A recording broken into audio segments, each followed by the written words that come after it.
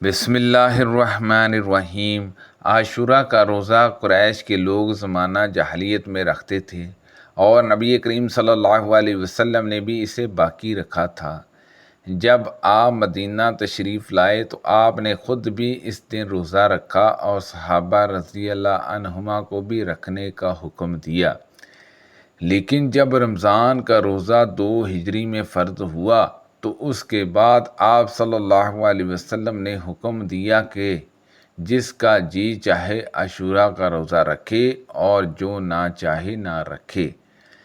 زمانہ جاہلیت میں لوگ حج کے مہینوں میں عمرہ کرنا بہت بڑا گناہ خیال کیا کرتے تھے۔ وہ محرم کو سفر کہتے۔ ان کے ہاں یہ مثال تھی کہ اونٹ کی پیٹھ کا زخم جب اچھا ہونے لگے اور حاجیوں کے نشانات قدم مٹ چکے تو اب عمرہ کرنے والوں کا عمرہ جائز ہوا۔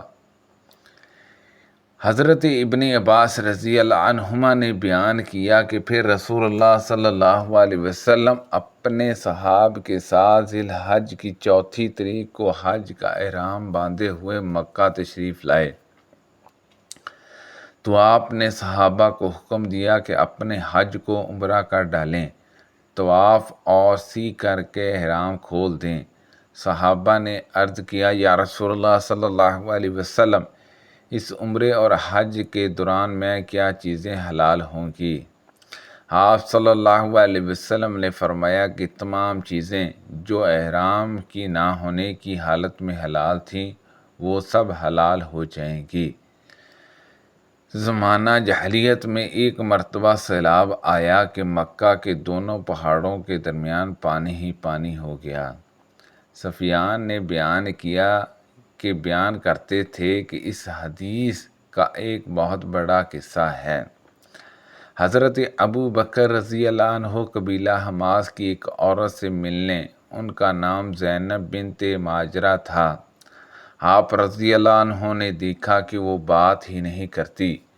دریافت فرمایا، کیا بات ہے جی، بات کیوں نہیں کرتی؟ لوگوں نے بتایا کہ مکمل خاموشی کے ساتھ حج کرنے کی منت مانی ہے۔ حضرت ابو بکر رضی اللہ عنہ نے ان سے فرمایا، اے جی بات کرو، اس طرح حج کرنا تو جاہلیت کی رسم ہے۔ چنانچہ اس نے بات کی اور پوچھا، آپ کون ہیں؟ حضرت ابو بکر رضی اللہ عنہ نے کہا، میں مہاجرین کا ایک آدمی ہوں۔ انہوں نے پوچھا کہ مہاجرین کے کس قبیلے سے ہیں؟ آپ رضی اللہ عنہ نے فرمایا، قریش سے۔ انہوں نے پوچھا، قریش کے کس خاندان سے؟ حضرت ابو بکر رضی اللہ عنہ نے اس پر فرمایا، تم بہت پوچھنے والی عورت ہو، میں ابو بکر ہوں۔ اس کے بعد انہوں نے پوچھا، جاہلیت کے بعد اللہ تعالیٰ نے جو ہمیں یہ دین حق عطا فرمایا ہے، اس پر ہم مسلمان کب تک قائم رہ سکیں گے؟ آپ نے فرمایا، اس پر تمہارا قیام اس وقت تک رہے گا جب تک تمہارا امام حاکم سیدھے رہیں گے۔ اس خاتون نے پوچھا، امام سے کیا مراد ہے؟ آپ نے فرمایا، کیا تمہاری قوم میں سردار اور اشراف لوگ نہیں ہیں جو اگر لوگوں کو کوئی حکم دیں تو وہ اس کی اطاعت کریں؟ اس نے کہا، کیوں نہیں ہے؟ حضرت ابو بکر رضی اللہ عنہ نے کہا کہ امام سے یہی مراد ہے۔ ایک کالی عورت جو کسی عرب کی باندی تھی سلام لائی اور مسجد میں ان کے رہنے کے لیے کوٹری تھی۔ حضرت عائشہ رضی اللہ عنہا نے بیان کیا، وہ ہمارے جہاں آیا کرتی اور باتیں کیا کرتی تھی، لیکن جب باتوں سے فارغ ہو جاتی تو وہ یہ شعر پڑھتی، اور ہارنے والا دن بھی ہمارے رب کے عجب قدرت میں سے ہے کہ اسی نے با فضلِ کفر کے شہر سے ہمیں چھڑایا۔ اس نے جب کئی مرتبہ یہ شعر پڑھا تو عائشہ رضی اللہ عنہا نے ان سے دریافت کیا کہ ہارنے والے دن کا قصہ کیا ہے؟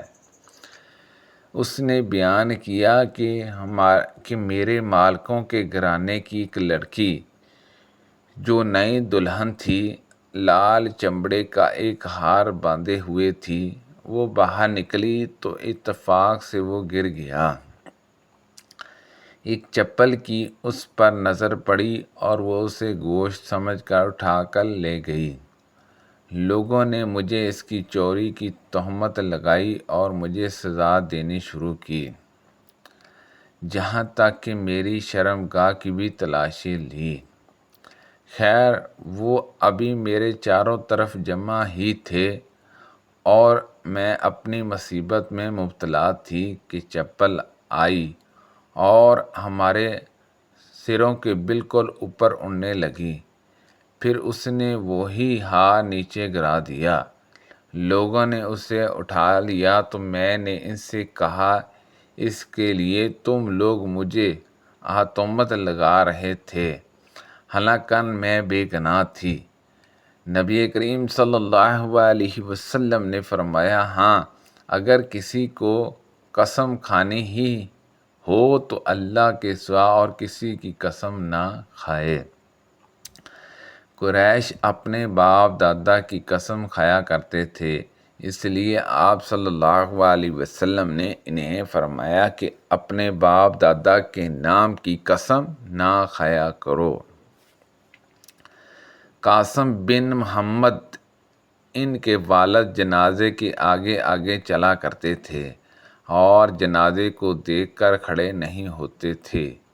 حضرت عائشہ رضی اللہ عنہا کے حوالے سے وہ بیان کرتے تھے کہ زمانہ جاہلیت میں لوگ جنازے کے لیے کھڑے ہو جایا کرتے تھے اور اسے دیکھ کر کہتے تھے کہ اے مرنے والے، جس طرح اپنی زندگی میں تو اپنے گھر والوں کے ساتھ تھا، اب ویسے ہی کسی پرندے کے بیس میں ہے۔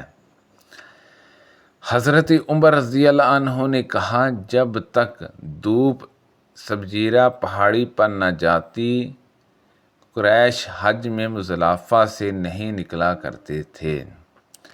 نبی کریم صلی اللہ علیہ وسلم نے ان کی مخالفت کی اور سورج نکلنے سے پہلے آپ صلی اللہ علیہ وسلم نے وہاں سے کوچ کیا۔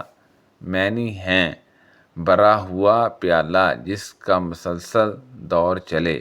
میں نے اپنے والد سے سنا، وہ کہتے تھے کہ زمانہ جاہلیت میں یہ لفظ استعمال کرتے تھے، اسکان کا صدقہ، یعنی ہم کو بھرپور جام شراب پلاتے رہو۔ نبی کریم صلی اللہ علیہ وسلم نے فرمایا، سب سے سچی بات جو کوئی شاعر کہہ سکتا تھا وہ لبجادہ شاعر نے کہی، ہاں اللہ کے سوا ہر چیز باطل ہے۔ اور امیہ بن ابی اسلات جاہلیت کا ایک شاعر مسلمان ہونے کے قریب تھا۔ حضرت ابو بکر رضی اللہ عنہ کا ایک غلام تھا جو روزانہ انہیں کچھ کمائی دیا کرتا تھا اور حضرت ابو بکر رضی اللہ عنہ اسے اپنی ضرورت میں استعمال کیا کرتے تھے۔ ایک دن وہ غلام کوئی چیز لایا اور حضرت ابو بکر رضی اللہ عنہ نے بھی اس میں سے کھا لیا۔ پھر غلام نے کہا، آپ کو معلوم ہے یہ کیسی کمائی سے ہے؟ آپ نے دریافت فرمایا، کیسی سے ہے؟ اس نے کہا، میں نے زمانہ جاہلیت میں ایک شخص کے لیے کہانت کی تھی، حالانکہ مجھے کہانت نہیں آتی تھی۔ میں نے اسے صرف دھوکہ دیا تھا، لیکن اتفاق سے وہ مجھے مل گیا اور اس نے اس کی اجرت میں مجھ کو یہ چیز دی تھی۔ آپ کھا بھی چکے ہیں۔ حضرت ابو بکر رضی اللہ عنہ نے یہ سنتے ہی اپنا ہاتھ منہ میں ڈالا اور پیٹ کی تمام چیزیں کہہ کر نکال ڈالیں۔ زمانہ جاہلیت کے لوگ حبل الحبلاتا تک قیمت کی ادائیگی کے وعدے پر اونٹ کا گوشت ادار بیچا کرتے تھے۔ عبداللہ رضی اللہ عنہ نے بیان کیا کہ حبل الحبلاتا کا مطلب یہ ہے کہ کوئی حاملہ اونٹنی اپنا بچہ جنے، پھر وہ نوزائیدہ بچہ بڑھ کر حاملہ ہو۔ نبی کریم صلی اللہ علیہ وسلم نے اس طرح کی خرید و فروخت ممنون قرار دی تھی۔ ہم حضرت انس بن مالک رضی اللہ عنہ کی خدمت میں حاضر تھے۔ وہ ہم سے انصار کے متعلق بیان فرمایا کرتے تھے اور مجھ سے فرماتے تھے کہ تمہاری قوم نے فلاں موقع پر یہ کارنامہ انجام دیا، فلاں موقع پر یہ کارنامہ انجام دیا ہے۔ سبحان اللہ عز و جل۔ اللہ پاک سے دعا ہے کہ اللہ پاک ان حدیثوں پر عمل کرنے کی توفیق عطا فرمائے۔ اللہ پاک ہم سب کو صحت و تندرستی عطا فرمائے۔ کوئی پڑھنے میں غلطی کوتاہی ہو گئی ہو تو اللہ پاک معاف فرمائے۔ صدقہ جاریہ سے زیادہ لوگوں تک شیئر کیجیے۔ آمین بجاہ النبی الامین صلی اللہ علیہ وسلم۔